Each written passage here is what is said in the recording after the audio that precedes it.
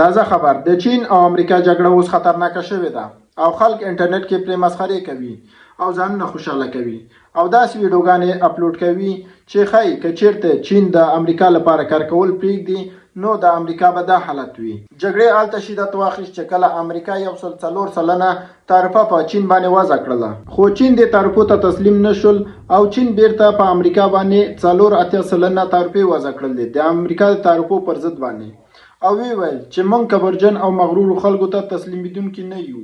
د اقتصادي جګړې ترڅنګ هر قسم جګړې ته موږ تیار یو، خو دوی دلته هم غلي پاتې نشول بلکې د صادراتو نړیوال سازمان ته هم شکایت وکړو چې امریکا د نړیوال اصول نه مراعات کوي. او ټرمپ ورخطا شو او ویل چې موږ به د چین سټاک مارکیټ په مکمل ډول له منځه یوسو چې دا اصل کې د امریکا د منځه وړلو په معنا دي.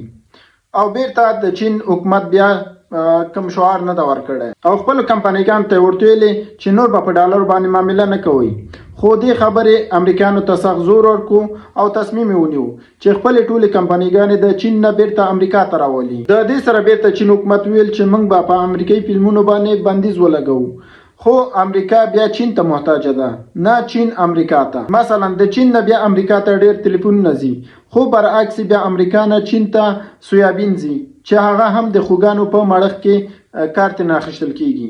خو ټرمپ په خپل ضد کې ده او خپل تعرفې په چین باندې نورې هم لوړوي چې اوس تعرفې 145 سلنه ته ورسېده. بناء په داسې حالاتو کې د ټرمپ پریکړه امریکا او متحدینو کومې لوري ته بیایي، حتی تر دې پورې چې د پاناما کانال هم د دوی د لاس نه لاړو ځکه چې چین نه غواړي د امریکا بیړۍ هلته لاړې شي. اوس د امریکا دفاع وزیر ویلي دی چې موږ په هیڅ صورت سره نه غواړو چې چا سره جګړه وکړو او موږ په هیڅ صورت سره نه غوښتل چې چین سره اقتصادي جګړې ته مخه کړو. اما اوس چینایان حاضر نه دي چې رئیس ټرمپ سره کینی. که چیرته امریکا د حالت ته دوام ورکړي نو کېدای شي چې نوی قدرت رامنځته شي چې هغه به چین وي. او فکر کوئ که چیرته چین لومړی قدرت د نړۍ شي نو د افغانستان په ګټه به وي او که په تاوان.